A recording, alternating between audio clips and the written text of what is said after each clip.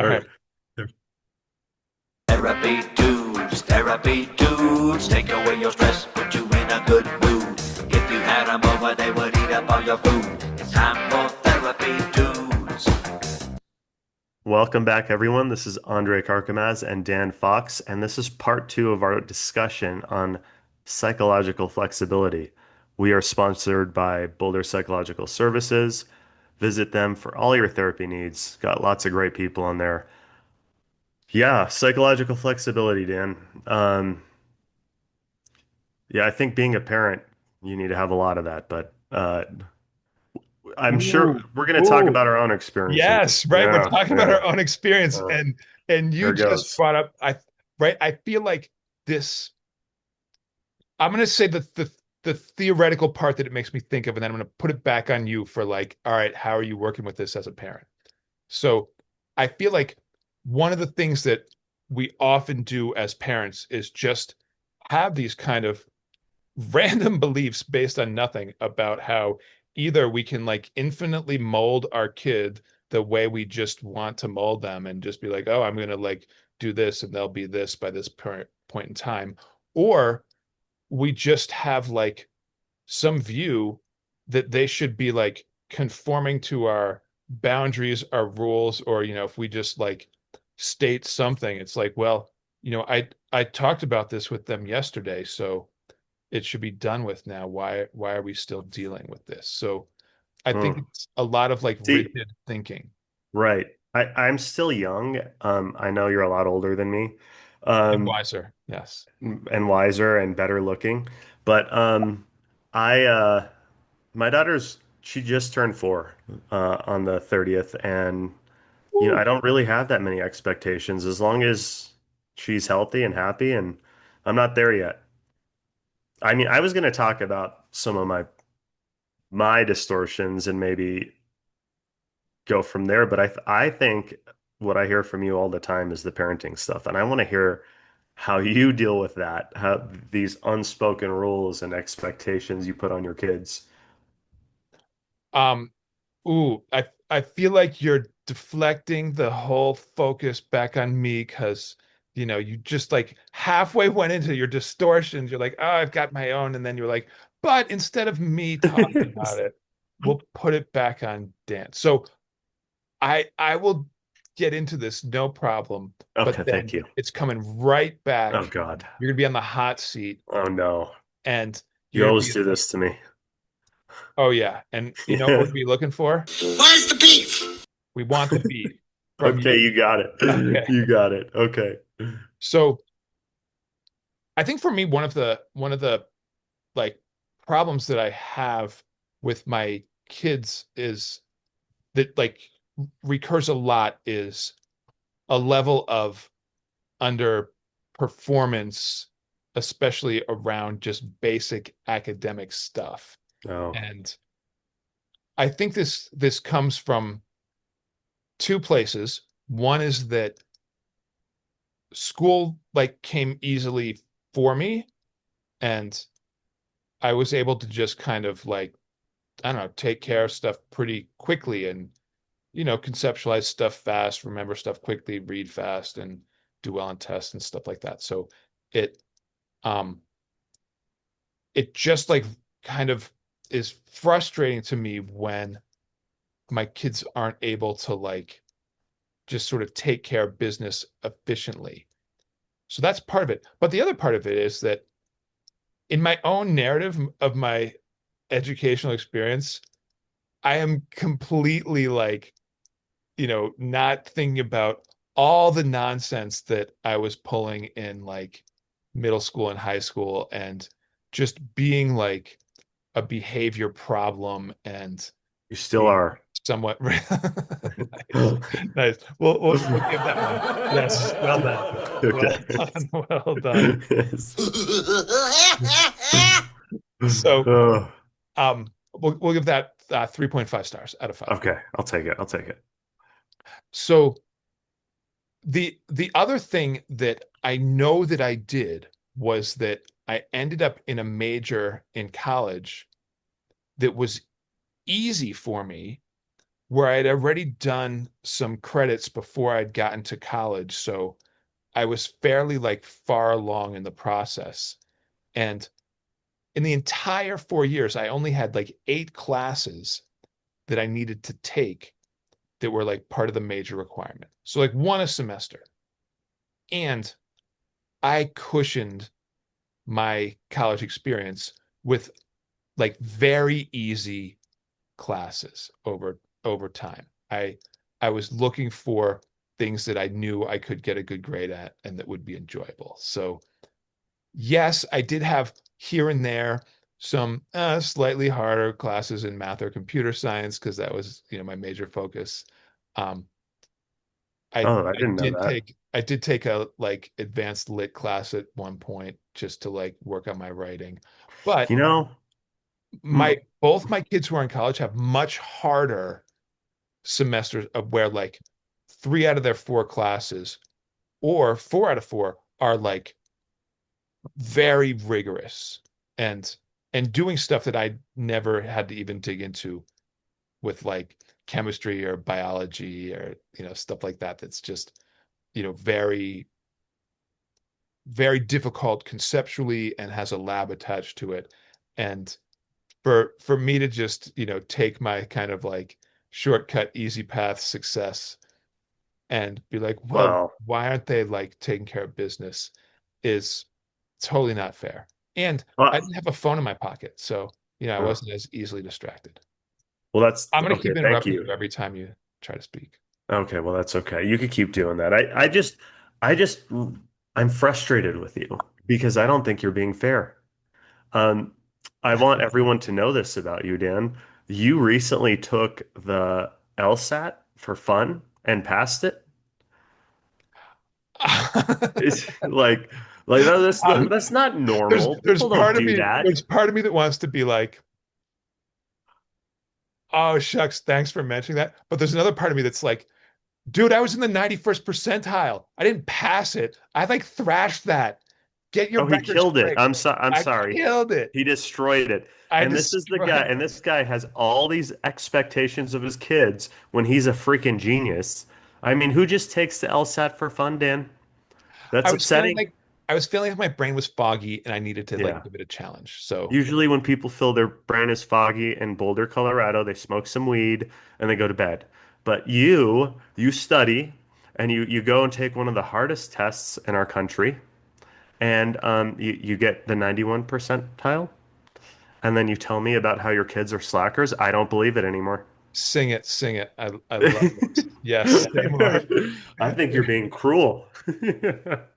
I see what you're doing here. You're flattering me to waste time so we don't have to get back to Damn it. areas in your life where you're having some It's like you're a psychological therapist. rigidity. So well done. Thank you for like just, massaging my ego there. That was great. I'm gonna play that back later. Well, This it's podcast is impressive. It is. my new favorite episode. Yeah. But back to I you. bet. All right. And by the way, just real fast, like a second thing, I know that I have some psychological inflexibility around my narrative of like, oh, my body is sore, I'm tired, I'm getting old, blah. And it just like is a self-fulfilling I prophecy. mean, you just stand there anyway on the court. Why can't you could just do it with your back in a little bit of pain? Yes. No, I think you're right. I will make it a goal to get to basketball this Friday. I Oh will my God. I Okay. will I will work at trying to make that happen. Oh, I'll I'm excited. yes, yes. Okay. Be excited, be very excited. I forgot what we were going to talk about. I think we're at time. I bet you did. Avoidant, avoidant. What? Andre is exhibiting behaviors of avoidant attachment. Don't let it fool you. Don't Listen. let it happen. Oh, okay. I'll jump into mine real quick, but I'll just say this. The topic of psychological flexibility is one that I wish I would have dove into when I was a teenager. That's when I was creating a lot of the most meaningful relationships in my life. And um, I operated out of, a place of self-doubt, self-esteem issues, stuff like that when I was in high school. I just my family was first generation immigrants. We didn't have a lot of stuff. And, in Boulder, Colorado, it's pretty wealthy town. I couldn't participate in a lot of the things. My dad had to work all the time. He couldn't be involved with anything. I saw other parents more involved and just felt different, And so, like, going through high school and even undergrad, I felt very inadequate. I had stories in my head about my worth and what I was capable of obtaining in terms of friendships and even romance. And um, I became a people pleaser. I really threw myself at people. Um, didn't really build myself up. I just felt less than. And so when I think about the idea of challenging narratives and like flipping, you know, the story in my head around me being not good enough to maybe me having been resilient and able to overcome things that other people didn't have to go through. I mean, this is like a very corny way of putting it, and many of us can do that, but it could have helped, I just had a lot of distortions about life and my place in it. And to this day, it's super ingrained. So to this day, when something happens and it makes me feel that way that I used to feel about myself, right? Like that feeling of inadequate or confusion or I don't know exactly how to describe the feeling, but sometimes I start to instantly, like almost immediately that day, if someone texts me and I'm feeling that way, I'll look at that text and I'll see it as rejection, even though there's nothing in it that's rejection. And I have to actively tell myself, like, that was a neutral text, Andre. Like, we're okay. Like, we're just feeling down. And this is a younger part of me. I need to like catch the narrative. I need to work with it. I need to breathe and be present centered. I like to implement gratitude at that point, about everything I have. And um, but that's how I work with that's my version of the work around the topic we brought up today. And psychological flexibility really is noticing, and I call this a state change, noticing when you go from I'm okay to something doesn't feel good. Mm. And then I usually go inward, like to the point in my body where I'm feeling that. It's usually in my stomach or my chest. And there's a heavy amount of emotion there. And then I have to like sit with it for a second and ask myself, why am I feeling this way? I have to actually like attune to myself because it's so rigid. Like the thoughts that we grow up believing, especially from the developmental stages of our life, the younger ones, they're just so rigid and they will just they're wired so strong that they'll just take control over everything. So you have to pause when you notice a state change. You have to go to the body. You have to notice what's coming up somatically. Identify the emotion if you can. If you can't, ask your like just notice, am I scared? What is this? What is this, right? And then see if you can get a picture or a mental movie that pops up or um, uh, a narrative, and then, grab that little kid's hand, and be like, we're good. I got you. It's okay. That's not what's happening. Right. Well, and I like that summary there of different approaches or elements of the approach that you take, because from a just like the perspective of like how does that relate back to like examples of managing emotions, right? And working Right. with your emotion using like CBT skills, right? You're pausing, you're recognizing that you felt discomfort, and rather than escaping it, you lean into it. Yeah. You try to feel like what is going on physically in my body, right? So getting to the like sensations, the feelings that are going on, right? Having a focus for your thoughts to like go there, having like a behavior of like taking deeper breaths, right? These are all things that we can do that start to like change the nature of this experience to something where it's like an overwhelming distress that kind of came on from some intrusive thought or automatic thought that carried with it an intense emotion that didn't feel Yeah. good. A And state change. Yeah. right. So rather than like just trying to flee from that, and this is where I think a lot of addictive energy comes from, is right. We're uncomfortable.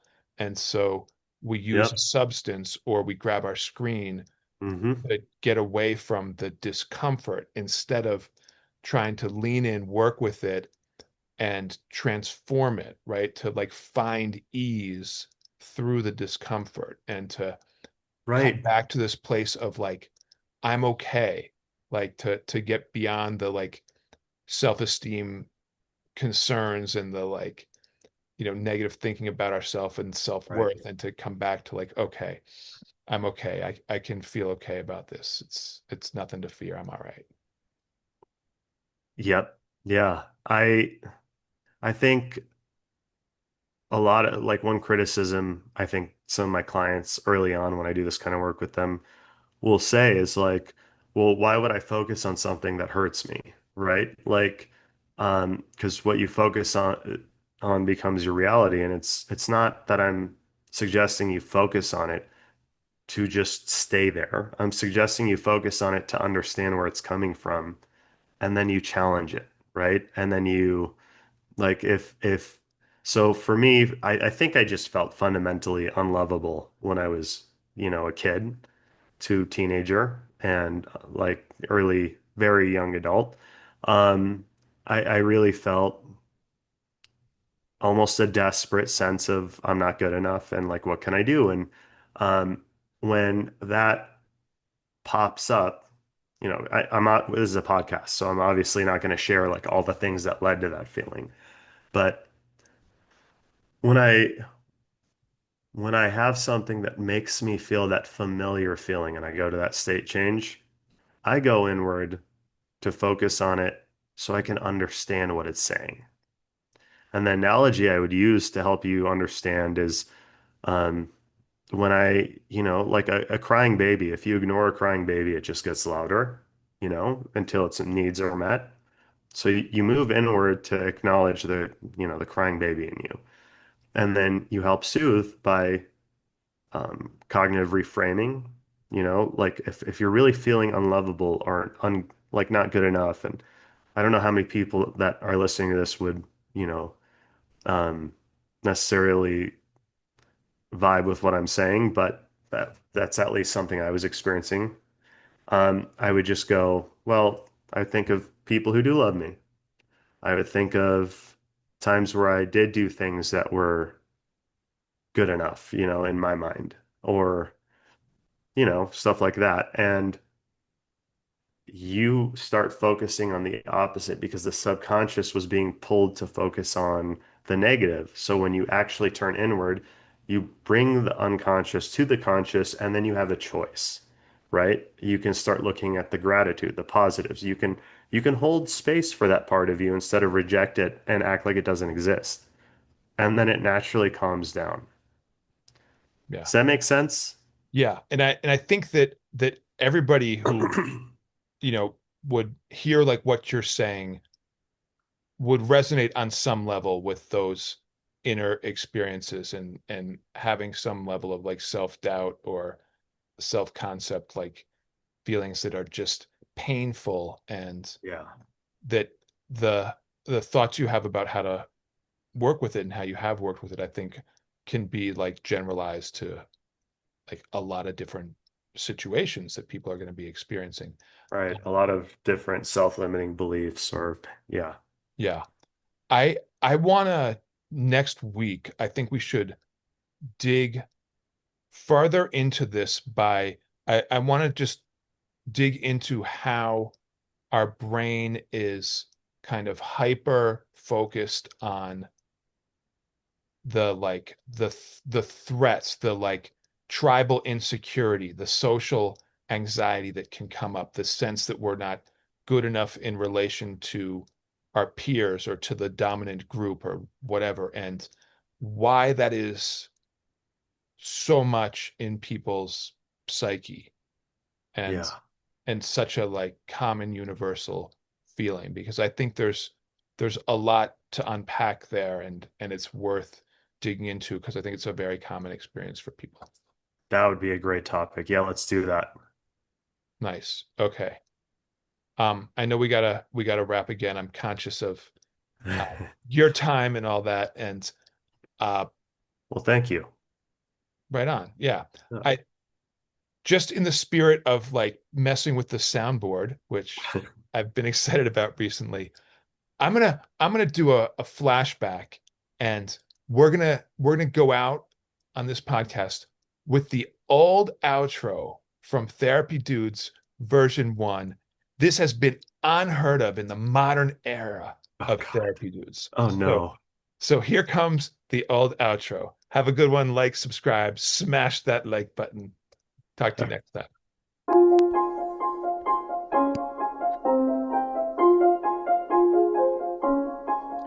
When you're mad or sad or feeling blue, and everybody's mad at you, you're anxious and there's drama too. The therapy dudes are here for you. An amazing vocalist. Amazing. Okay, let's keep it moving. The therapy dudes It wasn't are bad. here for you. Dan and Andre are coming to the rescue. It won't even matter if they close the zoo. The therapy dudes will get you through. It's a good thing our sponsor got us some properly done professional intros and outros. That wasn't terrible.